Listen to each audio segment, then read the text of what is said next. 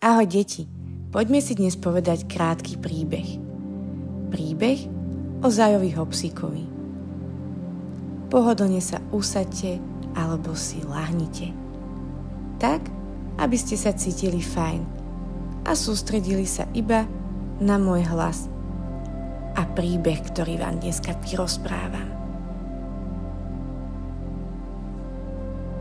V jednom krásnom zelenom lese, kde sa lúče slnka hrali s listami stromov a vtáčiky si štebotali veselé pesničky, žil malý zajačik menom Hopsík. Bol veľmi zvedavý a rád objavoval svet okolo seba. No občas bol trochu nepokojný. Jeho labky neustále poskakovali a srdiečko mu bylo rýchlo. Najmä keď sa veľmi tešil alebo keď sa niečoho zlakol.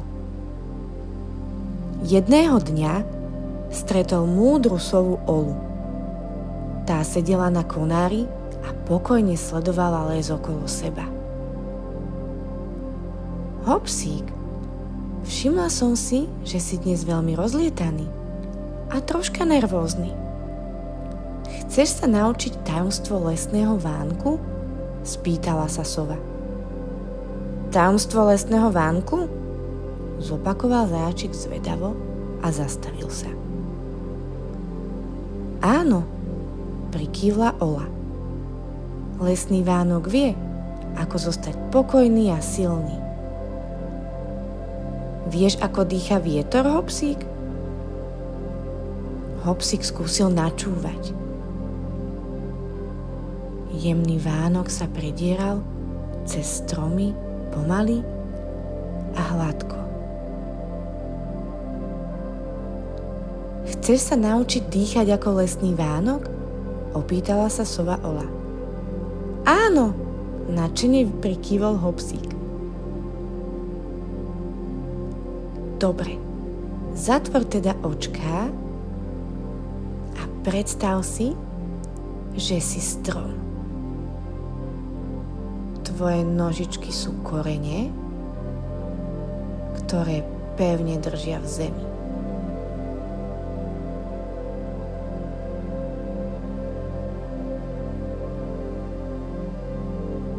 Teraz sa nadýchni nosom, pomaličky ako jemný vietor.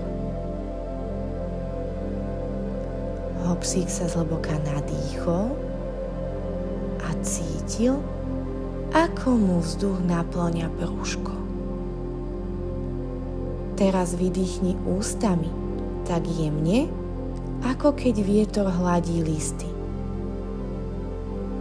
Hopsík pomaly vydýchol. Výborne. Teraz ešte raz poďme spoločne so Zajom Hopsíkom. Nádych ako lesný vánok, ktorý sa plází pomedzi stromy. A výdych ako vietor, ktorý nežne kolíše trávičku.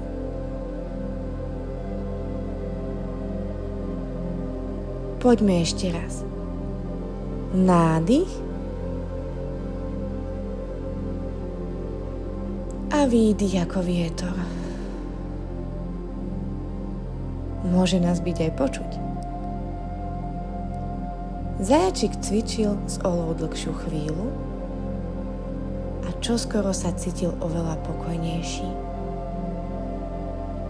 Jeho srdiečko bylo pomalšie a v jeho tele cítil príjemnú pohodu. Ďakujem ti, Ola, usmial sa. Teraz viem, ako sa môžem upokojiť, keď budem príliš rozrušený alebo nervózny. Presne tak, povedala sova. Dých lesného vánku je vždy s tebou. Stačí si naň spomenúť. Hopsík sa s úsmevom vrátil k svojim zajačím kamošom a kedykoľvek cítil, že je príliš rozrušený alebo nervózny, spomenul si na sovu Olu a na lesný vietor. Od tej chvíle vedel, že správne dýchanie mu môže pomôcť cítiť sa pokojne a šťastnejšie. Poďme spolu naposledy, na záver nášho príbehu. Ešte jeden hlboký nádych nožtekom